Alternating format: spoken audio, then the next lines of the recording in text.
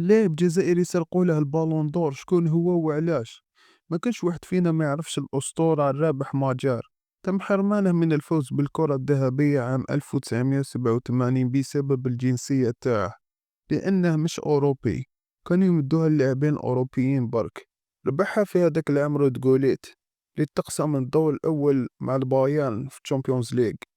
ربح ماجر في عام 1987، تألق في دوري الأبطال، سجل 3 أهداف و3 أسيست في 6 مباريات، يعني كل ماتش تقريبا مساهمة. بلا ما نساو الهدف تاعه بالكعب ضد البايرن في النهائي. ربح تاني السوبر البرتغالي ضد بنفيكا وسجل هدف في مباراة الإياب.